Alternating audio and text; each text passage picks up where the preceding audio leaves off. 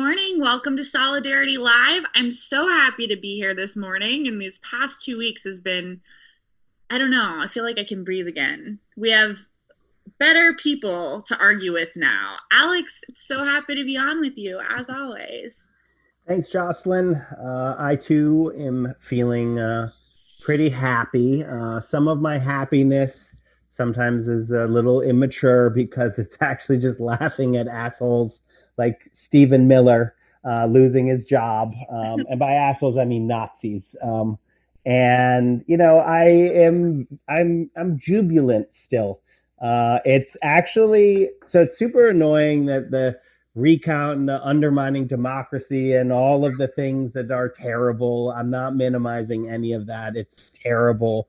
But it is actually kind of funny watching Donald Trump lose in slow motion. Like he couldn't take it just that he lost. So now he's just losing just constantly. And his people are very sad at that.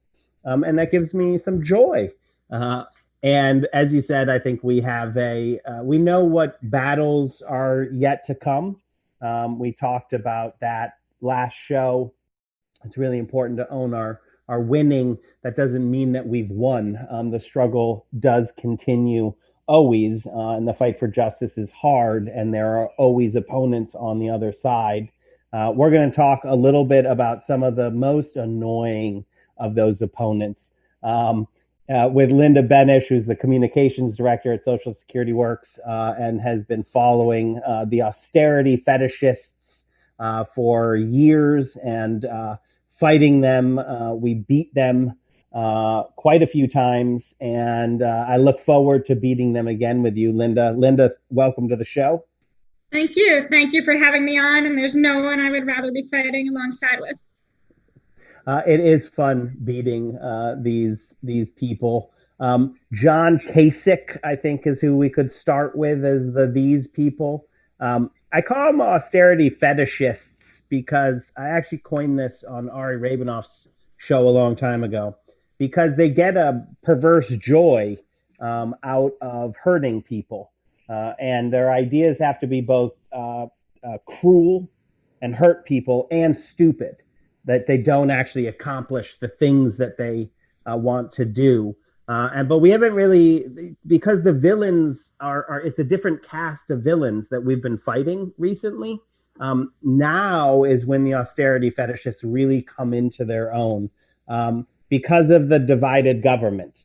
So, Linda, do you want to talk a little bit about what you think we're likely to see and sort of the ecosystem that these guys exist in? Yes. So the day after the race was finally called for Biden, John Kasich, former governor of Ohio, goes on CNN and he says, okay, we've got this divided government, so Joe Biden needs to bring the country together and reach out to the other half of America. And what they want is for us to deal with Social Security and Medicare and the debt, right? So that's code for slash gut, earn Social Security and Medicare benefits, allegedly to reduce the debt, even though even Ronald Reagan knew that Social Security doesn't add a single penny to the deficit. And so you're right that this wouldn't even accomplish what they say that they want to accomplish, but it certainly would accomplish what they actually want to accomplish, which is two things. First of all, Republicans hate government, at least when it works for people. They're happy when it's building tanks, but they hate the idea of the government doing anything to help people. And so when they're in power, they break government and then they point at it and say, oh, look, government's not working. It's never going to help you. Vote for us so that we can break it some more. So that's goal number one. Goal number two is to sabotage the economy. Whenever a Democrat is in the White House, they're happy to spend when a Republican is in office. It's usually in an inefficient way, like give giant tax cuts to rich people and corporations, but that does still give a sugar rush to the economy. Wall Street's happy, and a certain percentage of voters, at least the ones who own stocks, are temporarily happy. So they goose the economy, give it a sugar rush when a Republican is in the White House, and then the minute that a Democrat is in the White House, they're like, nope, austerity, we need to turn off any type of spending, even though we're generally in a recession because the Republican who just got out of the White House broke the economy. But no spending for the Democrat. We're going to do whatever we can to sabotage the economy so that we can sabotage the Democrats' presidency. So that's the trap that Joe Biden needs to avoid walking into right now.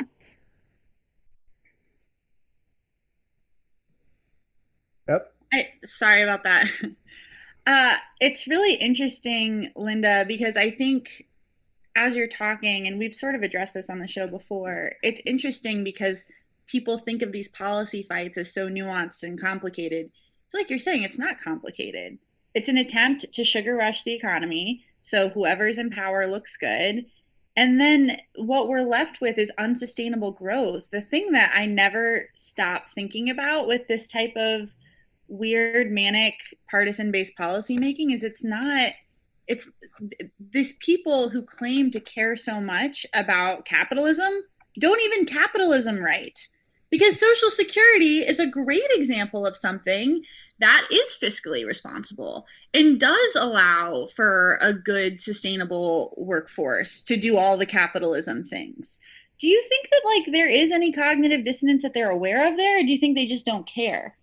Yeah, I think they don't care because they're not even really capitalists. They're like libertarians, except that they want a giant military and a government just small enough to fit into our uteruses. But other than that, like, no, they don't care about capitalism. They just care about making rich people richer by whatever means possible. And I love that you make that differentiation because they are different, you know?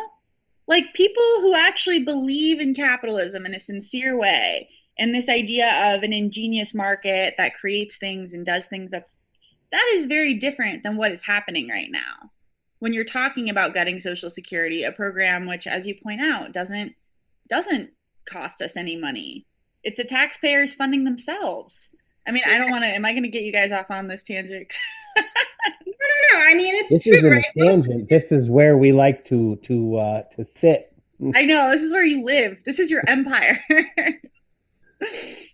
Yeah, some of the most successful countries in the world, right? In Europe, we see it, especially the Nordic countries, like they have a mix of capitalism and socialism. It's just where their mix is has a lot more socialism, and ours is like very high on the capitalism and Social Security, Medicare. Like these programs are like one of the few like things that our government actually has, right? That's more on that socialism side. That's like actually designed to help people, and we like really need to get our capitalism socialism ratio like so that the socialism is much higher, but they want to do this. Yeah, and I think there's two things. One is I do think that you missed a piece in your analysis, Linda, where it's the tax cut, because this is the only playbook that they have, right? So when they're in power, there is a tax cut and they shine a light on it and they're like, look at that. And tax cuts are stimulative. And I think that the left should understand, and it's super poorly directed, but it is actually money into people's pockets. And so it has some stimulative effect. Most of it goes to rich people who put it in the Cayman Islands, which has zero stimulative effect. But anytime you give people money and tax cut spending, same. And so the tax cut, super poorly targeted, not very stimulative, but it is somewhat stimulative. But everyone sort of forgets that Mitch McConnell, and when they had the triumvirate, they passed massive spending bills, right? They appropriated more money than in the entire 8 years of Obama, any of the spending bills. And so like, their quest for turning off government spending is absolutely total BS. As soon as they get power, they know, and that's where the real Keynesian stimulus came from, right? So they, I don't have the numbers in front of me, but all the appropriations bills, right? They passed 12. So you pass this huge increase in government budgets, that's just directly money into the economy. And then you put on this tax cut to the rich, which is just a handout to cronies. And you're like, look what my tax cut did. But in fact, it's the government spending. And they know they have a really good thing going because the Democrats are not going to stand in the way of the government spending bills, because that's actually what we've been pushing for the whole time. And, McConnell was saying no to it. So the con is even more connish than what you were sort of like pointing out, right? Like if you dig into it, it's even more obvious that they don't believe in anything but power. So that's just the nihilism is like just really right there. And then in terms of your like laissez-faire versus government intervention or socialism, capitalism, I think it's not as much the mix as the direction. So it's like we have massive amounts of socialism in this country. For the rich man, I mean, you get everything. If you're an oil company, you're just literally taking money out of the taxpayers' pockets. We have socialism right now. The Fed money cannon is just firing trillions of dollars into the coffers of giant corporations. And then, for people, they're like, you're on your own. Good luck finding your bootstraps. Where countries that actually have huge, much better standards of living than the United States of America, that balance is just reversed, right? The part where there's most government intervention is with the people, and then less government intervention, picking winners and losers on the business side, although sometimes that's not. Some of them do a little bit on both sides. But I think that's what do you think about that, Linda? That the analysis is more like, it's not percentage of socialism. It's just who gets it. And in America, the people who get it it's actually the reason they're so wealthy is because they're looting the people. Right. I think that that's really correct. And you see it even in like the few programs that we have that like are designed to benefit like working class people. There is much meant for corporations who don't want to have to pay those benefits themselves. Right. And so like even Walmart is indirectly like getting subsidized to the tune of millions and probably billions from the government every year, just in the benefits that their workers get from the government because the wages are poverty level. So let's go a little bit deeper on austerity. The con is that everyone's a Keynesian, and that they understand that the market is not magical. It does not actually self-correct. It does not find equilibrium. The government has to goose things. And then this is the part, you said it, but I really want to get people to understand this. This is why I call them austerity fetishists. They get perverse pleasure out of it. And I'm not into kink shaming except this one. Just this one. Just this one thing. Everything else is on the table. Because they get pleasure out of people's misery. Yeah. And what I want to that they do it on purpose, right? That the Republicans are going to try to hit the brakes on the economy. No, in the middle of a pandemic and a depression, that they want contractionary, deflationary pressure so that things are shitty for people. Because like the vast majority of people's analysis is very much just things are good right now. Who's the president? That's why things are good. Things are bad right now. Who's the president? That's why things are bad. And the Republicans know this better than the Democrats. If the Democrats would just play that game a little bit better, I'm all for Obama should every road project of the stimulus, which was far too small, but every project should have been called like the Obama Bridge, right? It should have been like this bridge brought to you by Obama. Instead, you had Republicans sitting there with these checks that they fought against bringing to the district. So I just want to dig into how sociopathic that is, that they're willing to do that to people. Right. And in fact, the reason why it's hard for Democrats to play that game, well, there's a few reasons, but a big one is that most Democrats aren't sociopaths, and our system makes it so much easier to obstruct than to get things done. And so if Democrats wanted to play that game, the way to do it would be to turn off the spending when a Republican is in the White House. But Democrats, most of them care about helping people. And so, for example, they worked across the aisle to pass the CARES Act back in the spring. And now we know that might have actually helped Trump a lot and helped down ballot Republicans. And some of these articles now that are digging into what were voters thinking, well, they think I got a $1,200 check with Trump's name on it, is what I'm thinking. Right. And Democrats let that happen because we don't want people to starve. What I want them to be better at is to put their name on the check. That's Yeah. the part that, so like I'm happy that we're not the party of sociopaths, and I'm not super a Democrat. I don't think of it as my party, but the left is not the side of saying like let's hurt people because it makes our political lives easier. But we also believe in this like fair play thing that is dumb because the other side is not playing fair. We should, and you want the $1,200 Trump check going out to people, well, Nancy Pelosi's picture has to be on it, or there's no money, right? Like, and play hardball. So I agree that that's a little bit of bribery to the people is exactly what the government should be doing. Just not to the defense industry, not to Wall Street, but to people, Well, the folks who are getting hurt right now.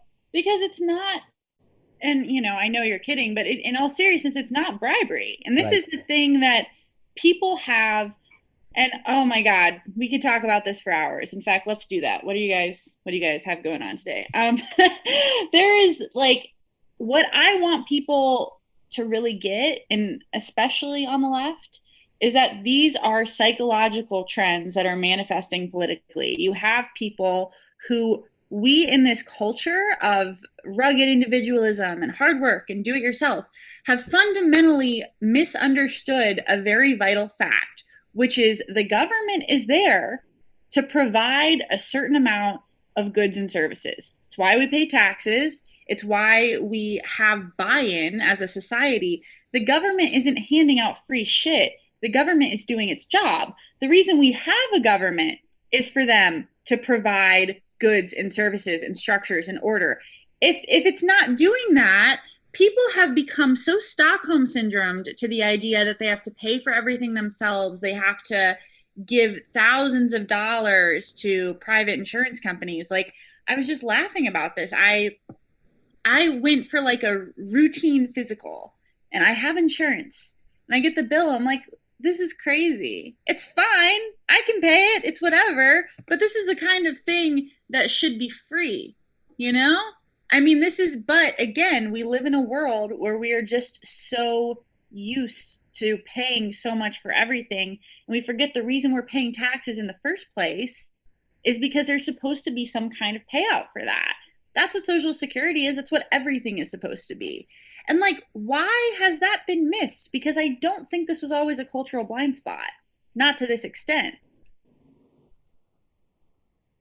Yeah, I think that it's been missed because the Republicans and some Democrats, like us now, but they want us to miss it, right? That's where the break in government comes in. Mm-hmm. They say, well, this isn't going to work for you, right? Like, well, Social Security doesn't work, right? It's not going to be there for you. They've like waged a decades-long propaganda campaign with billions of dollars to make people think that. So you should just use this quote unquote tax advantage retirement account and hand over your money to Wall Street instead. And it's definitely going to be fun and not a giant miserable headache, because that's important too. Like, it's not just a tax on our money, it's a tax on our time. Like, my fiance started a new job recently, and just like choosing between the healthcare plans and, oh, should I do like the HSA? Like, what is that? Like, he was like really unhappy. He's like, Linda, explain all this to me. It's so confusing. And all of it is just unnecessary. I love that you bring that up, because this is something that I think isn't talked about enough. And I was just discussing this with a friend. The complexity of modern life is highly unnecessary. And it's really important to understand that it's done in a direct way to help rich people be very rich. Because we're just so used to this. We're so used to secret fees. We're so used to really complicated documentation, or anyone who's signed up for an online service realizing you can't suspend it and then you're paying $20 a month for the rest of your life. Like, we're used to all these parts of a completely underregulated economy, but it's not supposed to look like this. We're not supposed to feel like our material resources and our time and our sense of psychological coherency is constantly under assault to just do basic shit like go to the doctor, or I don't know, attend school, attend college. I mean, is anyone else totally scandalized that college students have had no reduction in their exorbitant tuition, even though most of them are at home learning by Zoom? Like, we've been Stockholm syndromed into this, and it's just not normal. Linda, you want to take that? Sure. Yeah, no, I think that it's really right. It's not the same experience over Zoom, and people shouldn't have to pay the same. And that's where the government like should be stepping in because okay, a college is like, well, we have these fixed expenses. Like, what do you want us to do? Like, fire our professors? I mean, not that they're paying most of them that much anyway, but that's an aside. But that's where the government should be stepping in to say, well, we're going to subsidize some of college's expense for a while so that they can lower tuition for the students. And they should be doing that for a lot more than just colleges, right? They should be paying restaurants, bars, gyms to close. Right? Like my gym is begging me to come back because they're like, oh no, we're totally safe now and they need my business back. But that's only because our government won't take action to stop a pandemic. And like it's a little bit of a tangent, but in a way it's not because other countries like that have this belief that the government exists to help people have been able to keep COVID-19 in check much better because they can actually take what public health experts recommend. And it reminds me, I mean, Alex, I'm going to like give you, sorry, I was going to, Alex is going to have a lot more to say about this than I will, but a lot of what we're talking about reminds me of things I've read about the HIV, the beginning of the HIV epidemic, when people were starting to learn what it was and how it was spread. And a lot of sex workers were still engaging in sex work. And all these, bougie anthropologists were like, but how could you do that? And they're like, what do you mean? I still need to eat. Like, what are you going to do? Like, you maybe get HIV or you for sure starve. And people should not be in that situation, period. Which is the other pandemic that is still raging. And we can take a lot of lessons from that, good and bad, about what can be done to address public health concerns. With something just, Linda, that you brought up that is it's like right now Europe is seeing almost vertical new cases, and so people are like, oh well, see, they didn't, and you're like, that's the wrong takeaway. Like, we never got into a trough. So we're at the same vertical, just from a higher starting point. Why that concept is beyond people. But I think it does loop back to like the propaganda machine that is always aimed at Americans, telling Americans that government is the problem, and it's business who's shooting the propaganda cannons at us, telling us the government is the problem. And look, the arm of the state can be heavy and long and the problem, but right now it's the corporations who are really the billionaires. They're wielding the state against us or just directly picking our pocket.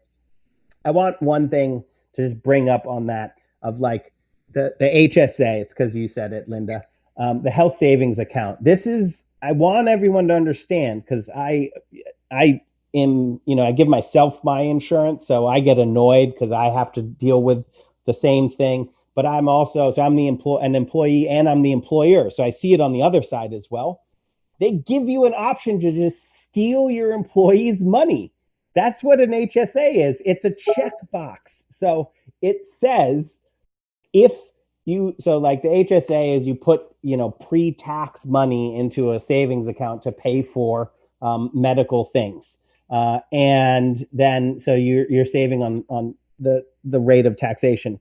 But there's a box that you can check that says, if an employee doesn't spend all of the HSA, return the money to them or keep it. And you're like, why is that an option? But I just like, I want to, a lot of people's understanding of HSAs is, if you don't spend it, you lose it. And you're like, nope, that's your boss. Check the box, or your HR manager, take the money. Wow. Okay. I didn't even know that, but I'm glad I told him not to do it. But go ahead. just how we find that acceptable. So like the truth is with HSA, like if you are really, you have to be able to manage it really well. And then like you can get somewhat of a benefit, but the amount of time you have to spend like figuring out, saving the receipts, they always reject them and all of that. Like nowhere else in the world do they do anything as stupid as we have here. In any other part of in our peer nations, any advanced economy, when you get sick, you go to the doctor, and the doctor says, get this prescription. You get the prescription. Like that's it. That's what you do. That's what it is. In France, if you get sick, they send a doctor to your house.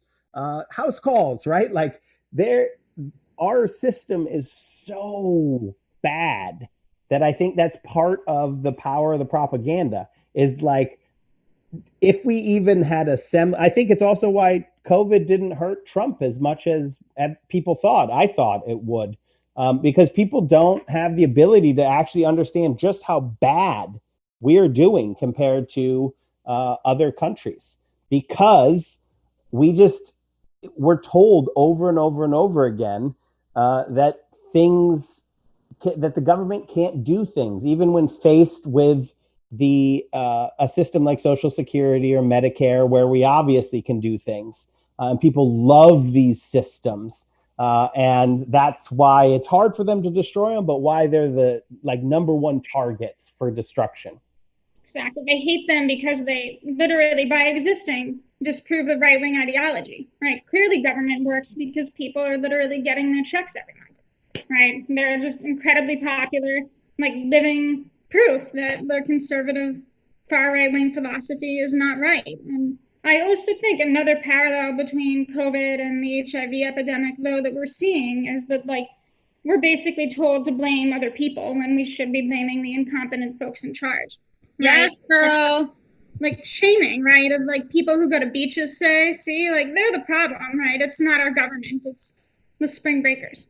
Right. And not to say that sure, some people could be making better decisions, but a lot of them, say the people working at the restaurants, during spring break or at the beach, they're doing it because they have to make a living.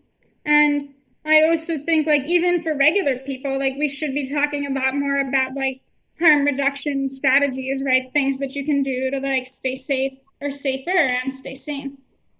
Well, and I love that you bring that up, Linda, because it's, God, you are such a poet. Thank you. Yes, because this is the problem. We are, I guess, understandably, I mean, look, there are a lot of COVIDiots. That's a thing.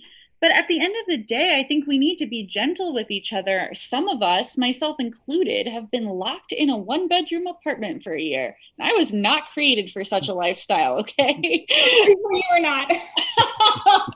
It has been very bad. But it's a really interesting thing to me that we would rather blame the people we can see, which is each other, and the people that remind us of each other, which is fellow working class and middle class individuals, than the people who are actually the problem, which is these billionaires and millionaire lawmakers who are just totally, completely apathetic to 200,000 people dead senselessly. And I've said this, Trump is not quiet about the fact that he does not care. His view is, it happens. People get sick, people die. No, people do not get sick and die.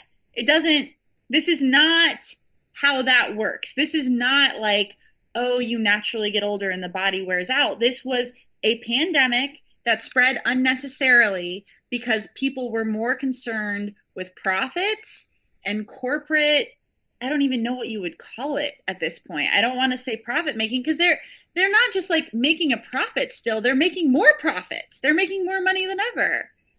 I mean, what is the billionaire index now? $1 trillion since COVID.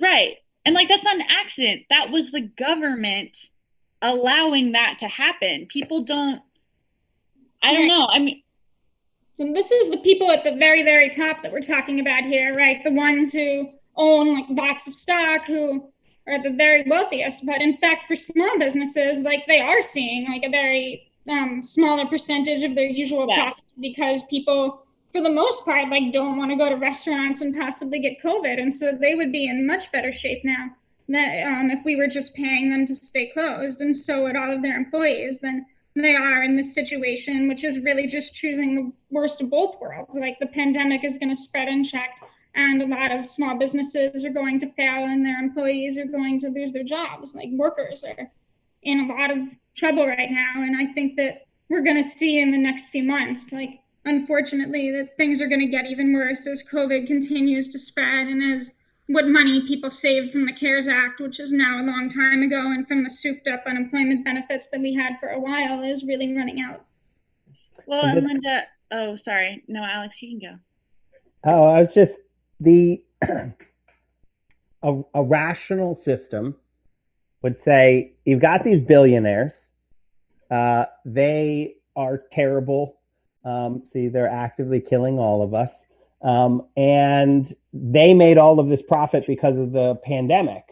And everyone else is getting hurt, small businesses, workers. So let's take their excess profits. Like this, radical folks would just say, let's get rid of billionaires. Let's tax them out of existence with a Pigouvian tax. But like the moderate position should be, let's take all of the excess profits during the pandemic era and funnel those back into the system to help small businesses and people. That is the function of government, is to look at that. But instead, what McConnell and Trump have done is actually accelerated the upward redistribution of wealth. And I will say it accelerated under Obama as well. Under Bush, it's been a decades-long acceleration where now it's just we're at the breaking point, and pandemic hits, and it's just the catalyst for what Linda was saying. There's no.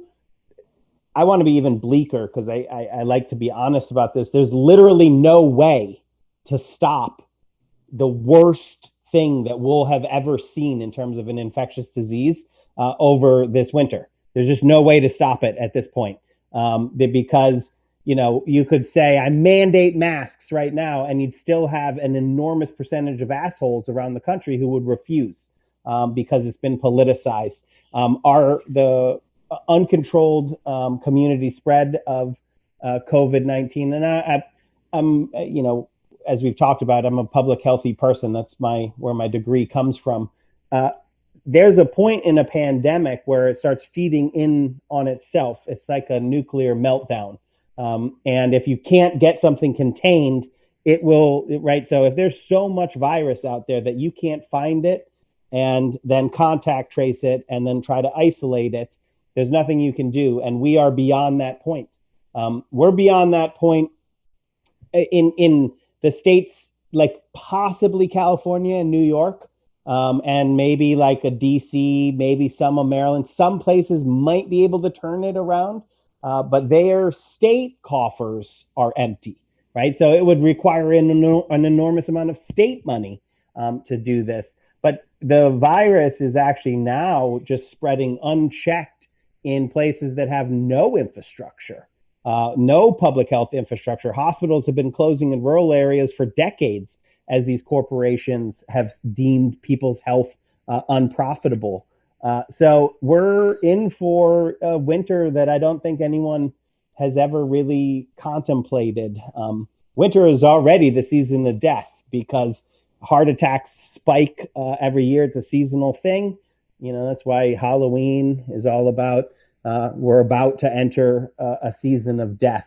It's going to be worse than I think anyone can even sort of picture.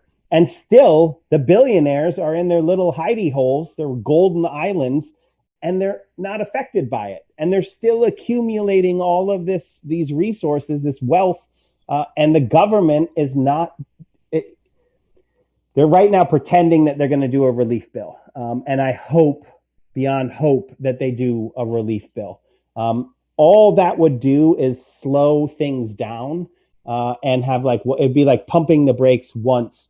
But the amount of investment we're going to need coming out of this, which is why, just to try to circle it all the way back around, the idea that austerity now Now you want to do austerity? Austerity doesn't make sense ever. It's just dumb. It doesn't actually accomplish what they say it would do, and it hurts people. It's cruel and stupid. But it makes absolutely no sense right now when we're looking at a contraction of the economy that is going to like just be, jobs, yeah, they've come back, but jobs went down so far. And then the winter is going to hit. Now they're saying they're concerned about the debt. Linda, can you just try to channel how stupid that is, right? Like now you're going to say we need to cut back? No, we need like a massive package right now. We need government intervention that we haven't seen since the days of FDR. And so that's why like a lot of us really hope that Joe Biden will be able to kind of channel FDR, right? Do the New Deal that we desperately need, because this is the lowest point in a lot of ways that our country's been at since the depths of the Great Recession. And of course, the issue now is if Mitch McConnell still controls the Senate, like Biden can do some things by executive action and absolutely should. I mean, he can forgive all student debt, which isn't like necessarily the most targeted thing that you can do right now, but it would massively stimulate the economy at a time when it's desperately needed, and he can do that by executive action. But for that, we need Biden to really stand strong with how he campaigned on. He did speak out against austerity in quite a forceful and compelling way in the last debate. Like he seems to understand this now, and some of the people around him understand it, some of them don't. So we'll really be watching his appointments very closely, and we'll be watching Georgia very closely and fighting to get Jon Ossoff and Raphael Warnock elected there, because that is going to make a very big difference in what we're able to actually do to address this catastrophe. Because say what you will about Joe Manchin, but there is a very big gap between where he is and where Susan Collins is. Like we can do a lot more with 50 Democrats and VP Harris. Yeah. And I love that you bring that up. I mean, I know we haven't touched on Georgia, but we do. Georgia is, to anyone watching who somehow does not know this already, all of your energy, whatever energy you didn't spend on the last election, the Georgia runoff is a huge deal. And, don't say it's on your mind. Don't say it. Just don't say it's on your mind. Don't say it. Everyone is thinking it. I held back. I could see, and you did a great job. I was the one who broke down. I wanted to throw this out to both of you, but Jocelyn, I cut you off. So you specifically, I'm pretty sure I've looked back. I don't think there's an analog to this election.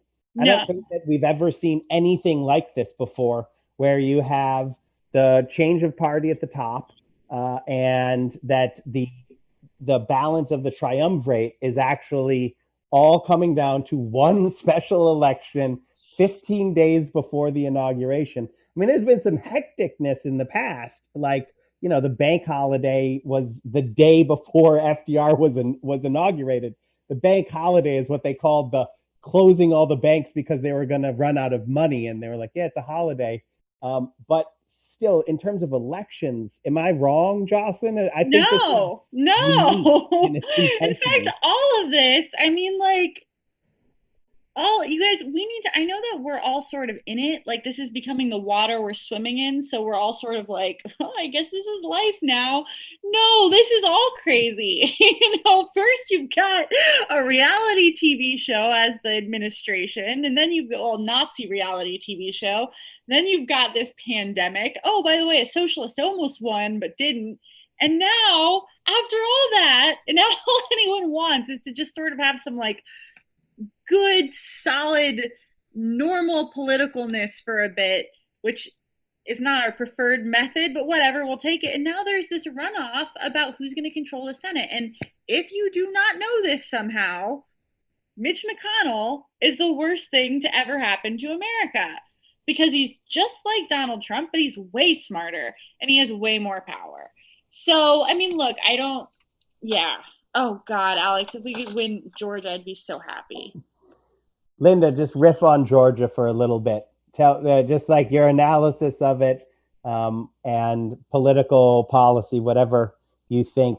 I think the magnitude we've tried to make clear with our hand gestures of what's at So stake. much magnitude. But what do you? I mean, my thing is, there is a chance. There's a very real chance. It's not big, but there's a real chance if the election comes down to what it's going to do, if electing two Democrats, what that would do to make people's lives better. And if that's what it comes down to, then I think the Democrats can win. Yeah, I mean, my hope very much is that we'll get the 2 seats. My actual prediction is that we'll get one, just because I think that Warnock is an exceptionally good candidate and Kelly Loeffler is a criminal. Like, who literally insider traded off of COVID and increased her own already massive wealth. Like, this lady co-owns a basketball team, and she hears that COVID is coming. She's like, oh, better play the stock market and get more money for myself and not do anything to help anybody prepare. Like, this is where this woman's mind goes. And she was appointed too, so she's never actually won an election in Georgia before. So, like, I'm feeling kind of good about that race, but like what this last election made me realize is just the depths of people who still want to like split their ticket because like in their brains it makes sense for there to be like some kind of balance, which I think we don't educate how our political system like actually works nearly well enough in our schools, like in the way that we talk about it. Like, not that we talk about it, but that people learn about it, right? Like, they think that there should be some sort of balance, and like, no, like our system has worked so that the Republican Party now, the way that it's set up is to just obstruct anything if they have the power to do so. And so I really hope that people can overcome that and vote for both Warnock and Ossoff. And I think, both of them are strong candidates. Like, it's extremely encouraging that Biden was able to win Georgia. We owe so much to the organizing that Stacey Abrams and like Black women have been doing there for decades. And so, I'm somewhat hopeful, and I'm hopeful that if we win one seat, like maybe a Republican, like senator with a blue state governor will get COVID-19 and get sick enough that they have to resign, and we'll get 50 that way. It would be kind of karmic. I love how you said that so deadpan. Like, yeah, and maybe one of the Republicans will fall to the plague and we'll get lucky. And not die, just get really sick. The thing, just to riff, just politics now, is I don't think we, again, with no, and like we don't have things to compare with. I don't know if split tickets is going to matter because Donald Trump is not at the top of the ticket here, right? I hope that you're right. I just think like they're pretty different candidates, like in their public images. Like, especially, I think Loeffler is so uniquely awful. Like, people want to vote against her, and then they'll be but like, Purdue. If we define Purdue well, that dude's worse, right? So like Loeffler's kind of a bumbling idiot, and get caught doing all sorts of like just the.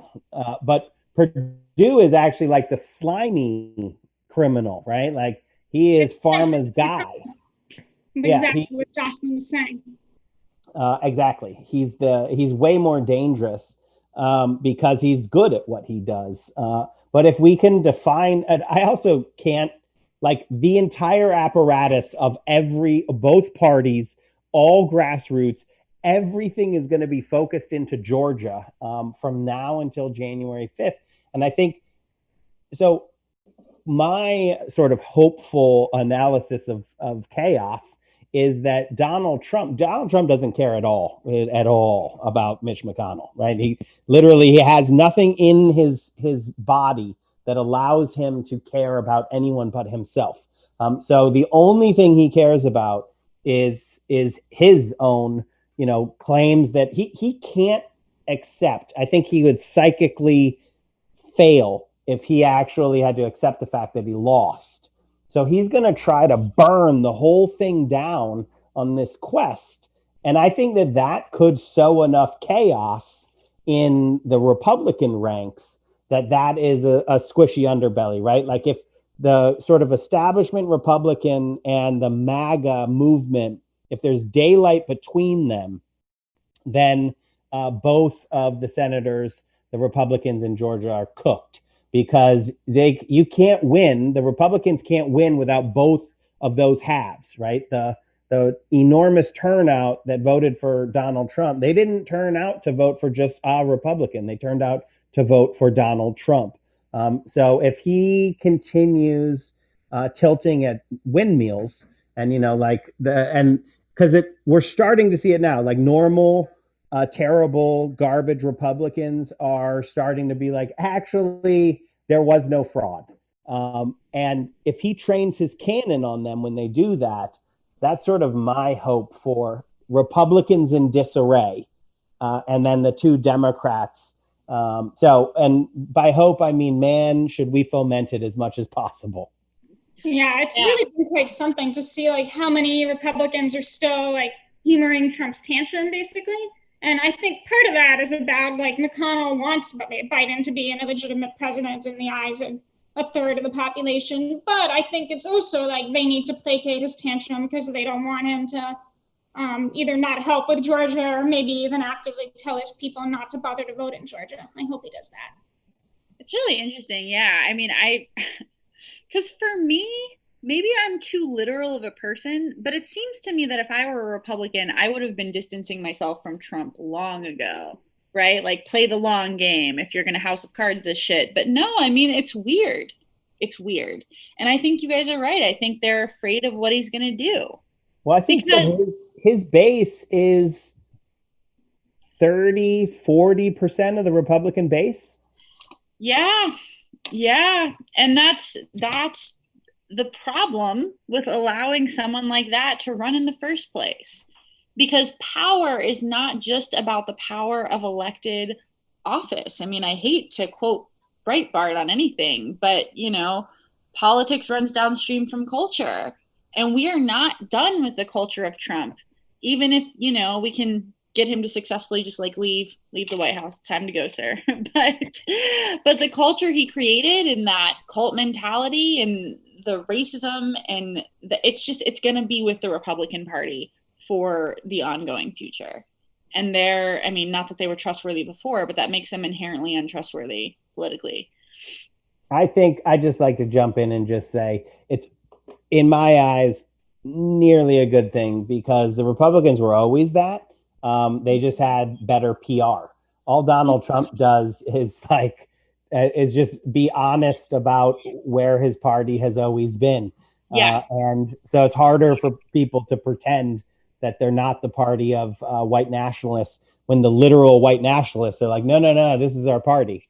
And Linda, I'd like to hear your thoughts on he's a strong man, he is a strong man, but that's how he runs, right? That's where his power comes from, that, which is why being a loser is the thing that he can't handle, right? Like all of his power diminishes, which is why I like to tweet at him all the time that he's a loser as much as possible. But I think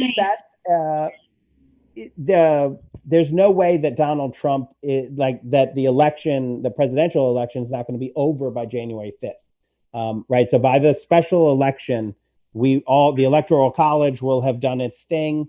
And, not no way they could try to roll tanks in or something. Right. But that's very unlikely. A military general went on television to say that wasn't going to happen, which is, I don't believe that you can just goof a coup. They're trying to have a coup. They're going to fail, but that doesn't mean that anyone who played footsie with it shouldn't be held accountable. But by January 5th, the loser tag is also going to be in the mix, right? So that's something that I feel could accrue to the benefit of the Democratic chances in Georgia.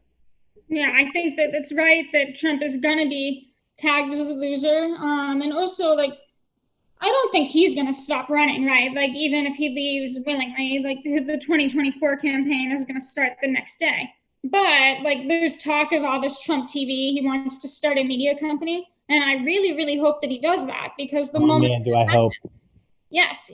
He's going to be a competitor, especially for Fox, but really for all the media. And so maybe they will stop giving him oxygen and we can stop having to hear from him all the darn time. I don't know what your cursing rules are. Oh, yeah. Oh, we swear. Deja vu from Netroots 2017. Oh no. Um, I I definitely think that so like I don't vote. I'm not Trump, so I'm not wishing or willing. I'm actually guessing at what's going to happen. And I'm because I say like I think he's going to just try to burn the whole thing down or pull the walls in on himself as he's right. Like, if I can't have this, no one can have it. Doesn't mean I think it's good. Good would be we never put him in the White House in the first place, but he's there. And so I think it's very likely that he goes out as a wrecking ball, which would be like the reverse Miley Cyrus, I think, is what he is going to do. He's going to leave and destroy as much as possible. And Right. if he aims it at Fox News on his way out, that would be chef's kiss. Beautiful. When he called himself, he tweeted yesterday, "You forgot who's the golden goose to Fox News." I mean, that's just and beautiful. did he really? He did. Yeah, You the forgot who's the golden goose. Oh my And god. Rupert Murdoch, like literally the like seat of evil. It's like him and Mitch McConnell with their blood altars to evil and power. Rupert Murdoch is like the golden goose. You think you made this happen? I made this happen. Like, I cannot think of two assholes I would rather watch punch each other drunk than those two. Oh man, you guys, this is good. We should do this all the time. Listen, I think I've told you I feel bad because I'm look, 2020 was not the best year for me. So this week has been very needed. It's been great. And one thing I wanted to weigh in on it, which is not like a big idea or a big policy thing, but I'm thinking of when I was in Iowa with Alex and the Bernie Sanders campaign, and I was having conversations with people, like normal people, that I would just run into at restaurants. And this was before COVID, and Uber drivers and people like that. And I would always ask people, who are you supporting and like why? And I was really fascinated to talk to Trump supporters. And a lot of them were less bullish than they had been. They were still going to vote for him. They still like Trump. But a lot of them were really, because of what you're saying, Alex, because he's framed himself as like, I'm an alpha. I date beautiful women. If you frame yourself that way, there's a really big PR problem with losing. Because if your entire thing is like machismo, winning all the time, all the winning, and then you lose, you And people don't can go, ha ha. exactly.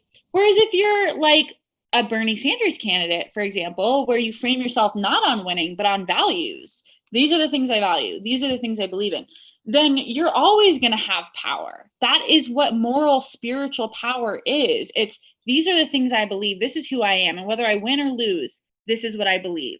But if you make your power about material power and look at all my stuff and look at all the wives, then like the problem is if you lose that, you don't have any power anymore.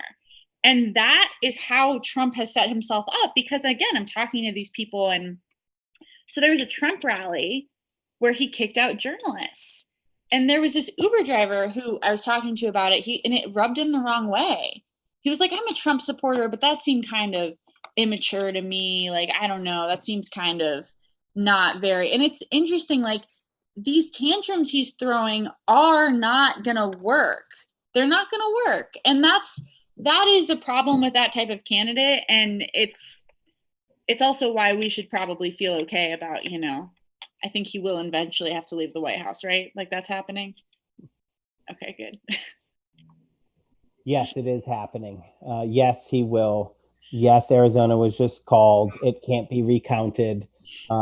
Yes, there's no path through recounts. He'd have to flip Georgia and like get Pennsylvania and Michigan just to not count their electoral college votes. And so you should like this is the Trump people. They have their hats on you and be like loser. Those red hats are just hats of losers now. Like we've all known the whole time, but now they're literal losers. You're like someone tweeted I hate that I think this and I say on a show, like, hey, you know what happened on Twitter? But here I go. Somebody tweeted, one of his people was like, Barack Obama got 4 million less votes in 12 than 8. Donald Trump got 10 million more. And the replies were all like, yeah, but that's not the biggest difference between those two, right? Like, Obama won and Trump lost. So they don't have anything. Like they Right. try to paint themselves as winners, but losing is a really real thing, right? Like, and you know, these are the guys that have yelled about participation trophies at people for 4 years, and that's literally what he wants. He's like, he wants his little participation trophy. I did a good job. Linda, we're going to give you the final word here. We got a couple minutes before we kick off. So give us the 1 minute spiel, and then Jocelyn can take us out. So we should have hope, right? Like, we should have hope and we should keep fighting. Like, have hope for Georgia, keep fighting in Georgia, but know that, like, Joe Biden, like, whatever his history might be, like, has come around on austerity. He is prepared to govern if we keep pushing him, right? Like, even FDR, like, famously said to activists, like, okay, you've told me what I want, now make me do it. And that's going to be what the next 4 years are about, is making Joe Biden, right? Like, listen to what we want to do, like being activists, right? Out in the streets, on social media, like everywhere, making our voices heard, right? Hopefully winning in Georgia, and just fighting the austerity fetishists, yes, with everything that we've got, because I do think that we are in a much stronger position against austerity because of the last decade in which, like, their credibility has been undermined. We've won again and again on those fights, and I think that we're going to be able to win again. Wow, I feel better. You guys, thank you for being here this morning. This was so great and so needed. And Linda, you're brilliant. I really do appreciate you being here. And Brad? I am taking us out. Okay. Thank you all for being here this morning, and we will see you next week, I hope. Bye.